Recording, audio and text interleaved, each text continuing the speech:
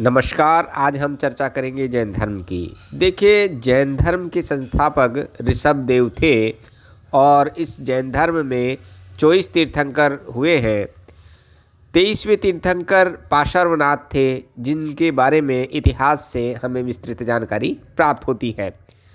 पार्श्वनाथ ने 4 सिद्धांत दिए।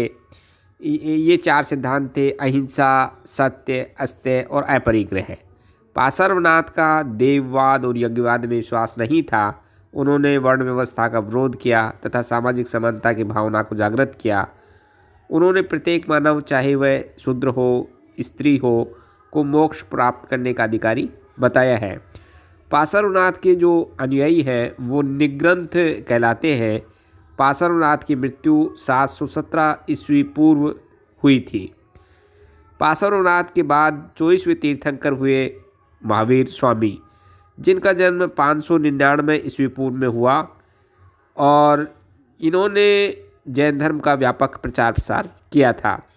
महावीर का जन्म वैशाली के समीप कुंडग्राम में एक क्षत्रिय परिवार में हुआ और महावीर के पिता का नाम सिद्धार्थ था, जो कुंडग्राम के राजा थे। सिद्धार्थ का विवाह वैशाली की लिच्छवी राजकुमारी त्रिशला से हुआ था और लिच्छवी शासक चेटक की बहन थी। वो सिद्धार्थ व त्रिशला के छोटे पुत्र का नाम वर्धमान था, जो भविष्य में महावीर के नाम से प्रसिद्ध हुआ। कहा जाता है कि जब महावीर का जन्म हुआ तो इनके पिता के राज्य में अतुलनीय आर्थिक समृद्धि हुई थी। इसी कारण से इनका नाम वर्धमान रखा गया था और वर्धमान का जन्मोत्सव जो है अत्यंत हर्ष और उल्लास के साथ मनाया गया था।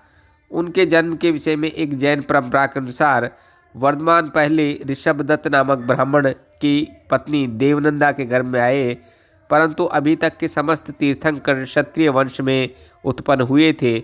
इसलिए इंद्र देवता ने वर्धमान को देवनंदा के गर्भ से हटाकर त्रिशला के गर्भ में स्थापित कर दिया। उपरोक्त परंपरा से ऐसा प्रतीत होता है कि ब्राह्मण वर्ण की अपेक्षा क्षत्रियों को सामाजिक प्रतिष्ठा पर बल देने के लिए इस कथा का प्रचार प्रसार किया गया है। कहा जाता है कि वर्धमान के जन्म पर देवताओं ने भविष्यवाणी की थी कि यह भविष्य में या तो चक्रवर्ती राजा होगा या परम सन्यासी होगा। राज परिवार में उत्पन्न होने के कारण इनका जो प्रारंभिक जीवन है सुख सुविधाओं में व्यतीत हुआ और युवावस्था प्राप्त होने पर वर्धमान का विवाह यशोदा नामक एक राजकुमारी से कर दिया गया। उनके एक पुत्री हुई जिसका नाम प्रियदर्शना रखा गया। बचपन से ही महावीर चिंतनशील और गंभीर स्वभाव के थे। पिता की जब मृत्यु हो गई तो 30 वर्ष की उम्र में इन्होंने संन्यास धारण कर लिया और ज्ञान प्राप्ति के लिए तपस्या करने लगे। 12 वर्ष तक इन्होंने अपने शरीर की चिंता न करके हर प्रकार के कष्ट को सहा और कठोर तप किया। 12 वर्ष के कठोर तप के पश्चात उन्हें एक सच्चे ज्ञान की प्राप्ति हुई और ये जो 12 वर्ष की घोर तपस्या उन्होंने की थी, उसके पश्चात जाम्बिया ग्राम के समीप ऋजुपालिका नदी के तट पर उन्हें केवल्य ज्ञान अर्थात सर्वोच्च ज्ञान की प्राप्ति हुई थी और इस ज्ञान प्राप्ति के पश्चात उनको केवलेन भी कहा गया। और ये जो कठोर तप किया था इन्होंने, इस तप में इन्होंने इंद्रियों पर विजय प्राप्त कर ली थी, इसलिए इनको जिन भी कहा गया और जिन के आधार पर उनके अनुयायी जैन कहलाए। 42 वर्ष की उम्र में जब उनको ज्ञान प्राप्त हो गया तो उन्होंने इस प्राप्त ज्ञान से और लोग भी लाभान्वित होने चाहिए, इस हेतु धर्मोपदेश देना प्रारंभ कर दिया और अनेक व्यक्ति उनके शिष्य उस समय बने। महावीर स्वामी की मृत्यु के विषय में विद्वानों में मतभेद है। संभवतः महावीर स्वामी की मृत्यु 527 ईस्वी पूर्व 72 वर्ष की आयु में पटना के निकट पावा ग्राम में हुई थी। जैन धर्म की शिक्षाओं की हम बात करें तो जैन धर्म की प्रमुख शिक्षाएं हैं। एक तो है अनिश्वरवादिता। जैन धर्म ईश्वर को सृष्टि का रचयिता या पालनकर्ता के रूप में स्वीकार नहीं करता है। महावीर का विचार था कि प्रत्येक व्यक्ति में अनेक शक्तियाँ गुप्त रूप से निहित होती हैं। यदि व्यक्ति उनका पूर्ण विकास कर ले तथा आत्मा को शुद्ध कर ले तो वह स्वयं परमात्मा बन जाता है।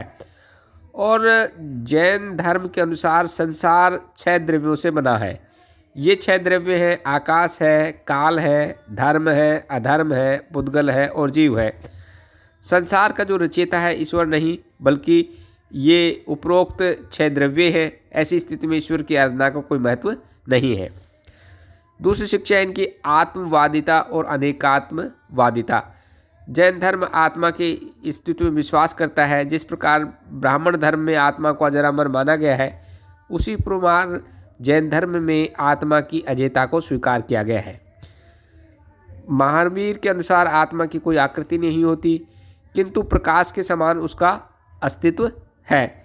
साथ ही जैन धर्म में माना गया है कि पेड़ पौधे जो हैं उनमें भी आत्मा होती है और अनेक जीवों में आत्मा होती है। तो अनेकात्मवादिता की स्थिति इस संसार में व्याप्त है।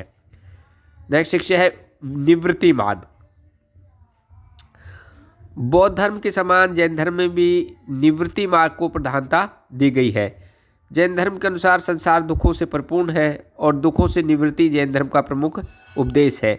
अर्थात यदि दुखों पर व्यक्ति विजय प्राप्त करना चाहता है, दुखों को दूर करना चाहता है, तो तृष्णा की जो प्रवृत्ति है उसको त्यागना होगा, क्योंकि तृष्णा के कारण ही व्यक्ति दुखी होता है और इस तृष्णा को निवृत्ति मार्ग से ही त्याग सकता है।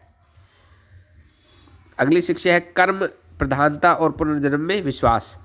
जैन धर्म में कर्म को प्रधानता दी गई है और पुनर्जन्म में विश्वास किया गया है। जैन धर्म के कर्म संबंधी विचारों में अन्य धर्मों से भिन्नता है। बौद्ध धर्म में कर्म इच्छा द्वारा कृत कार्य को कहते हैं। हिंदू धर्म में कर्म अभौतिक मानता है, जो कि पूर्व के कर्मों के कारण निरंतर क्रियाशील रहता है। जैन धर्म में कर्म को सूक्ष्मतम भूत तत्व के रूप में माना गया है। राग, द्वेष, रति, मोह आदि से प्रेरित मनुष्य की अनेक सांसारिक क्रियाओं द्वारा कर्मों का प्रभाव जीव की ओर चलता रहता है तथा वह उनसे आच्छादित होता रहता है। कर्म ही भावी जीवन का निर्माण करता है, अतः कर्म को अधिक सुंदर बनाना चाहिए और व्यक्ति जैसे कर्म करता है उसी के अनुरूप उसको अगला जन्म मिलता है। तो इस जन्म में अच्छे से अच्छे शुद्ध कर्म व्यक्ति को करना चाहिए, ये जैन धर्म की मान्यता है। नेक्स्ट है निर्वाण। अन्य भारतीय धर्मों के समान भी जैन धर्म में भी निर्वाण अर्थात मोक्ष की प्राप्ति को जीवन का अंतिम लक्ष्य माना गया है। महावीर के अनुसार कर्म बंधन से मुक्ति पाना ही मोक्ष है और कर्म बंधन से मुक्ति प्राप्त करने के लिए आवश्यक है पूर्व जन्म के दुष्कर्मों का नाश किया जाए और वर्तमान जन्म में सत्कर्म किए जाएं। यदि वर्तमान जन्म में सत्कर्म किए जाएंगे तो ही व्यक्ति को निर्वाण प्राप्त हो सकता है। त्रिरत्न। जैन धर्म में त्रिरत्न की पालना पर विशेष बल दिया गया है और ये त्रिरत्न है सम्यक दर्शन, सम्यक ज्ञान, सम्यक चरित्र।